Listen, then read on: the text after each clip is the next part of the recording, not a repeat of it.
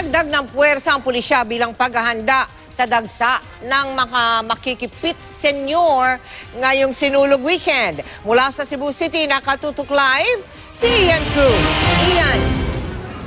Mel, inaasahan niyang higit milyong deboto ang makikiisa sa pagdiriwang ng Sinulog Festival dito sa Cebu City. Kaya naman ang mga otoridad ay todo na ang paghahanda. Sa taya ng Cebu City Police, ngayon pa lang, libo-libong deboto na ang nagtungo sa Basilica Minore del Santo Niño para sa banal na misa na ginaganap kada oras. Sa Sabado na ang fluvial parade at solemn procession ng imahe ng Santo Niño. At sa araw ng Linggo naman, ang Sinulog Grand Parade. Healthy ng katawan, tapos bigyan ng, ano pang hinihiling? Marami hinihiling namin.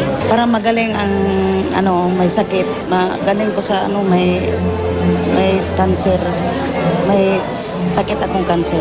They have to visit also the Basilica del Santo Niño to pay homage to the oldest religious icon in the Philippines. Ayon sa Cebu City Police, wala naman daw specific threat sa pista ng sinulog, pero ang pulisya ayaw magpakakampante. Mula sa 5,000 pulis, sundalo at force multipliers, iakyat ito sa mahigit 8,000. Ang target ng mga otoridad, may pulis o sundalo kada 6 na metro, partikular sa mga lugar na daraanan ng prosesyon. Mula nung pagsabog sa Davao City noong September 2016, naka-full alert na ang Region 7 ng PNP. Pakiusap ng pulisya sa mga deboto. Bawal ang backpack, kung pwede yung transparent na plastic bag, doon nila ilagay.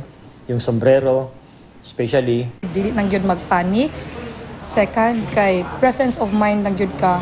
And kabalo ka kung asa kada kita nakabaro para makaibaw ka sa distance nimo hangtod sa escape route. Ang PNP nag-request na rin daw sa National Telecommunications Commission o NTC para ipatupad ang shutdown sa cellphone signals.